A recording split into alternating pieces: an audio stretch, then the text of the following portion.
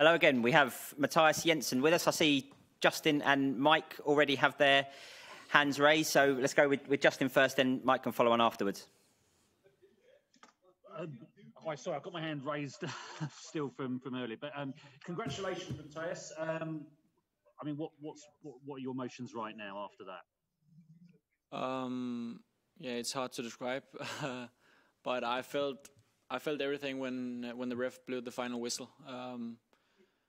Yeah, I just the tears just came right to me, so I didn't even see how my teammates celebrated. I think that was where I felt what this meant to me, to my family, to the whole team, to the staff, to the fans, everything in the club.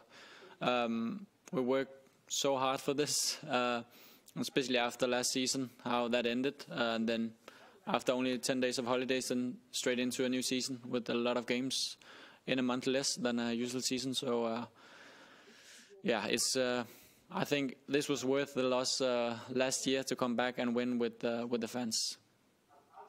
What do you think's been the difference this season to last season? I think we started a bit better. I think last season there was a lot of new players, and it took us a couple of months to get going. This year we started a bit better, and we were unbeaten for 21 games during the season.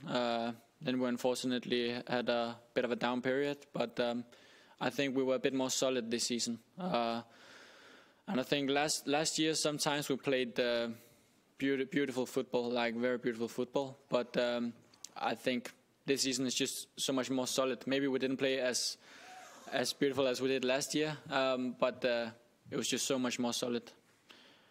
I mean, constantly every season, Brentford have had to lose players and then sort of recycle, reinvent themselves. And yet you still keep having great seasons. What's that down to? And it must be nice that hopefully next season you won't have to get rid of anyone. Yeah, I think it just shows how this, how this club is driven, all the way from Matthew and down to all the staff members, and and we don't use, like, they're so good at scouting and not using a lot of money on players, so they're really good to see the potential in players, and then they just deliver whenever they get the chance. I think that's amazing.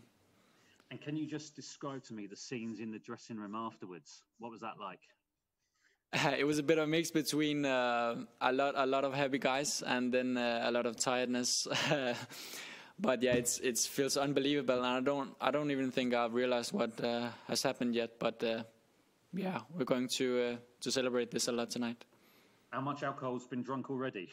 I don't know actually, but I feel drunk even though I haven't been drinking that much. But for sure we'll be drunk. Brilliant. Many congratulations. Thank you so much. Thank you. Mike, have you got anything? Yeah, I'm here.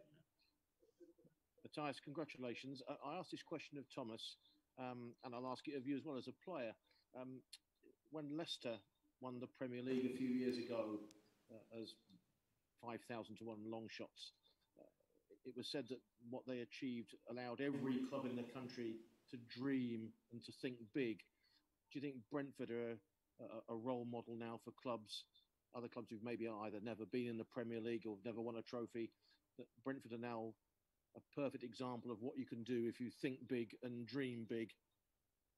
Yeah, 100%. I agree. I think, as Thomas said, I don't know, yesterday or so, we are like maybe a bit under the middle of the table when you think about the budget. So the way this club is driven is just I think very impressive.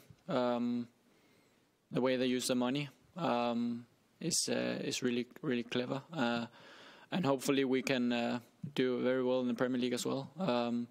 There's still a bit of time to go, but I think this is what we've been dreaming of for so long and working for. So I think it's a very healthy and very well-driven club like Leicester. Yeah. You mentioned, Mathias, that perhaps this season the football has not been quite as beautiful, perhaps a little more pragmatic than last season, but it's it's gained promotion. I know you've got all summer to think about this, and probably this is a question for nearer August, September time than now. But do you think that the key to however you do in the Premier League next season will be, again, to be clinical and ruthless and pragmatic rather than just trying to play beautiful football? I meant, when I said that before, I didn't mean like we didn't play beautiful football this season. I just think that when it really clicked last season, it was, I think it was something special. But as I just said before, I think this has been so much more solid, and the togetherness we have in the group and the will to fight for each other is just, it's unbelievable. And I know Thomas says it a lot when he's doing talking to you guys, but it's really how it is. And I think you can see it on the pitch again today, how much people are running and fighting and not giving up. So I'm so happy right now. Do you fear the Premier League at all, or do you relish it? This is a fantastic opportunity for the players and for Thomas to show what Brentford are about. It's a showcase to show what you can do, isn't it? Not to worry about ground again. No, I don't worry about it, and I don't fear anything. Of course, I know it's a different level. It's the biggest league in the world, and probably a lot of the best teams in the world. So, of course, I know it's going to be different. But as I said before, this club is capable of, I think taking the next step right now. We'll see how it goes, but I'm quite comfortable. And of course, we're not favorites to make it to the top 4 or anything, but I think we can do it very well, like Leeds did this season. I know they're playing different kind of football, but I think the way they played in the Championship and the way we play in the Championship just shows that we're capable of taking the next step. Brilliant. Thank you very much. Congratulations. Thank you. Right, no more hands? We'll call it there then. Thank you very much. Enjoy your evening, gentlemen. Thank you. And I'm going to enjoy mine. Well done, Chris. Have a pint, mate. Everyone's who's on the call, can you just make sure that that's embargoed for Sunday 10:30? Thank you. Sure.